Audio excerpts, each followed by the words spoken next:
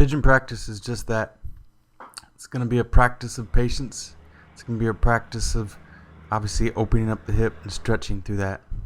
This is one of the longer exercises that I record or have on video just from a length standpoint, just to allow you to sink into it a little bit more, take the time to be able to do the stretches.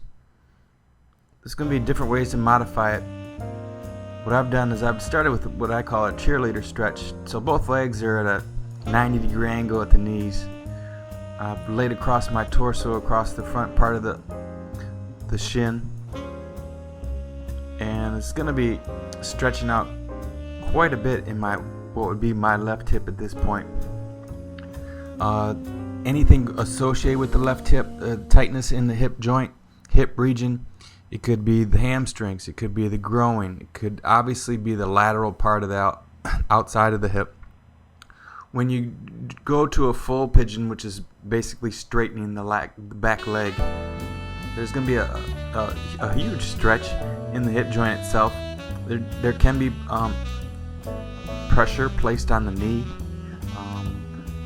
That's not what you want to feel, obviously. You do want, if anything, you want some pressure in that hip socket.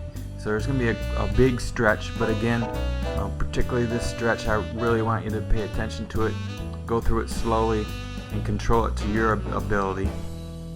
When I flip around to the other side, hopefully you'll be able to see the leg differences.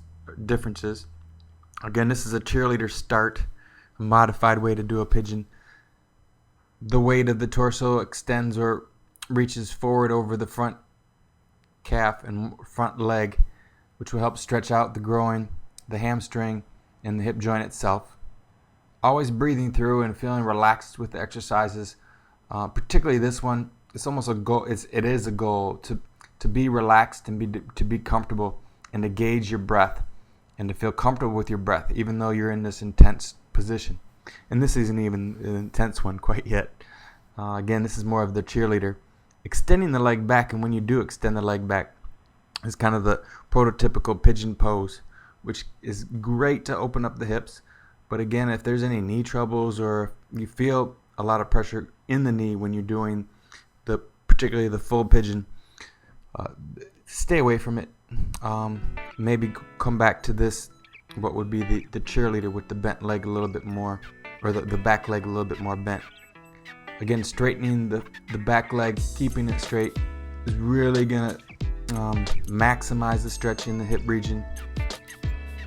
And utilizing that breath is going to be something that's going to just be important for you to do, important for you to pay attention to, because that is going to be a big factor in all the exercises you do, just not this one.